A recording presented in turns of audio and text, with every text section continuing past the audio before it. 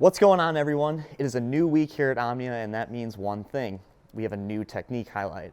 This week, we want to talk about something that's kind of a sleeper. What we have in front of me is something that we're using for what we like to call the old ball and chain. And no, I'm not talking about your spouse. I'm talking about the Carolina rig. The Carolina rig has been a rig that recently has kind of lost its traction due to the quick advancement in forward-facing sonar.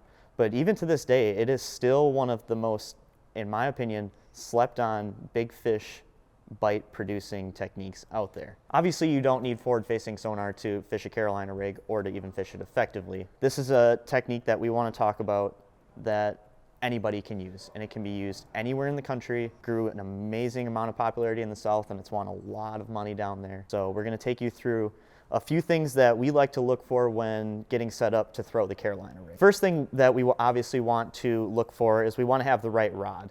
So in my eyes, there's two different ways to approach setting up a Carolina rig. One direction that you can go down is the direction that I choose to go down with my rod choice.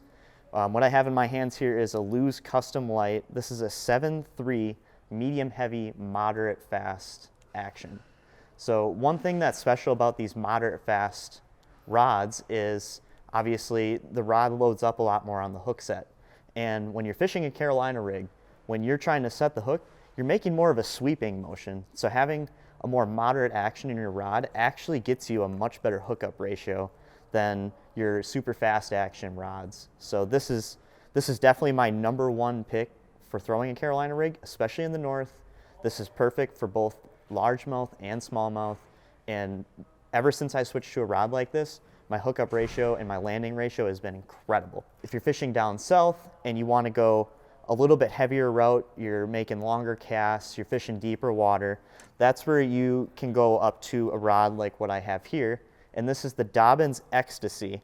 This is a 7.5 heavy fast. Rods like this are great for deep water, ledge fishing techniques like that, where you're throwing a lot bigger weight, a lot bigger bait. You're still getting a very good hookup ratio and you're still landing a lot of your fish. So what is special about the Ecstasy series, obviously it comes at a much higher price point, but when you're fishing something like the Carolina rig, having a higher price point rod usually means a lot more sensitive of a blank, and fishing primarily everything with bottom, having a rod that gives you the most bottom contact and the most sensitivity is crucial. If you're looking for a higher end rod to go with that has more sensitivity, look at the Ecstasy series. If you want to go with a little bit more of an economical price point option that's just as good of a rod, consider looking at the Lew's Custom Light. These are both super awesome. So once you have your rod selected, next thing you want to look for is a good reel. So one great option of a reel to look for is the Arc Gravity 3.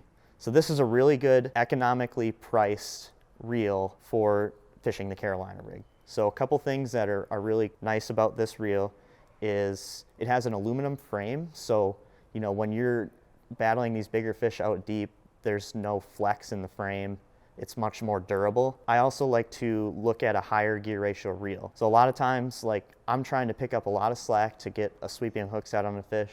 So I want to have like an 8-to-1 gear ratio is what has worked for me. One cool little feature it has on it too is if you're fishing different poundage of line, so if you're fishing 17 or 20, there is a little knob that you can change on the side plate that will show you the pound test line that you have on there if you choose to change that. Now, if you want to go for a little bit more of higher price point reel that is more durable, it's much lighter, my pick for that will be the Lew's Hyper Mag.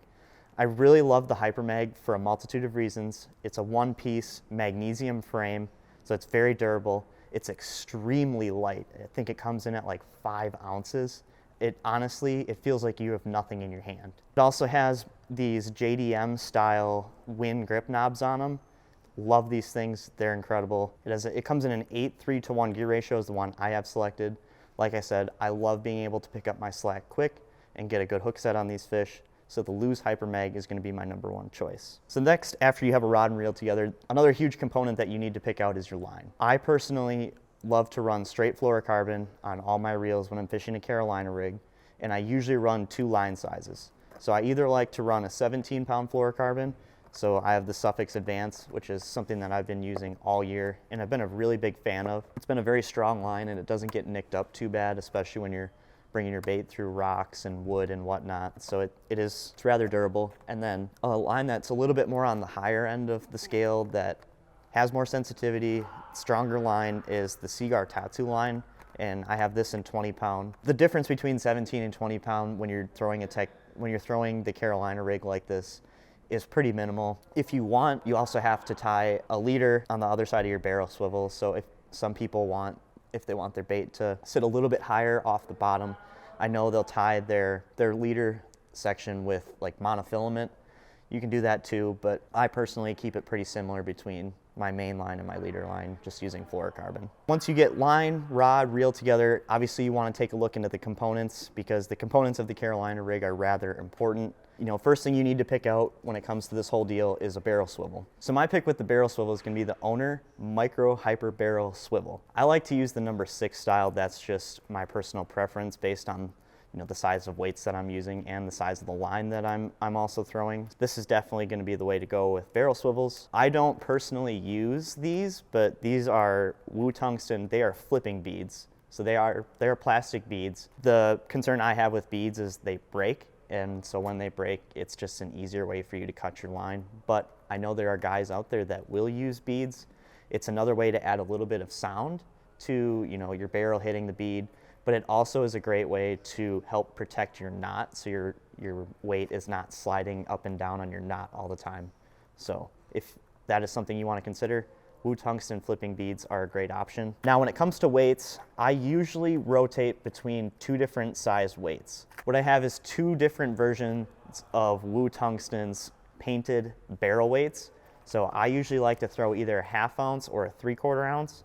It also is not uncommon for me to go up to a 1 ounce depending on how deep I'm fishing or the type of fishery that I'm on. If I'm on a river, a reservoir, or like an inland lake, 1/2 and 3/4 is going to be my go-tos when it comes to choosing a weight. Now, some considerations that I take in when I'm choosing my weight size. If I'm fishing in like 10 to 12 feet of water, I'll usually go with the 1/2 ounce, say on like an inland lake or a river. If I'm fishing like 20 feet plus of water, I'll go up to like a 3/4 size weight just because I want to get my bait down there a little bit faster, but I also still want to have really good contact with the bottom. 2 of the hooks that I like to use, mainly I keep them in 4/0 unless I'm throwing something like a brush hog, then I'll go up to a 5. I really like the Ichikawa PK2 worm hook, and I also like the Hayabusa offset round bend worm hooks. One thing that really sticks out to me, at least with the Hayabusas, is they're a little bit of a thicker hook, which I personally like because I tend to horse on fish a little bit when I'm fighting them. So having a thicker hook, obviously it makes a little bit more sense for my style of fishing. If you're throwing a little bit lighter of a setup as a whole, it does not hurt to look at like a PK2 because it is just a little bit lighter of a hook, but they're still both very strong. Now when it comes to selecting baits, I usually pick between like 3 styles of baits. So up here in the north, a lot of the bass tend to feed on like crawfish or bluegills or perch. So having something that imitates something like that is something that I really key in on when picking out a bait. My first pick is going to be the Strike King Rage Punch Bug.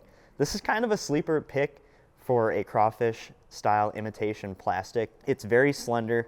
It has a ribbed body, and then the appendages on the bottom there make it very lifelike when it comes to imitating a crawfish. The other plastic that I would also pick is the Big Bite Baits Quarantine Craw. Works really good on rivers. I like to throw this one in the tilapia color. When I'm fishing these sort of plastics, I'm usually looking for either hard bottom areas that are like on the edge of weed lines, or I'm fishing rocky points, gravel points, or any sort of like change in bottom from say hard bottom, sand bottom to gravel, anything like that. Anywhere in the 10 to 15 foot range. If I was to fish down south a little bit more, or if I wanted to throw a plastic with just a little bit bigger of a profile to get those bigger bites, the next bait I'm going to reach for is a very common one.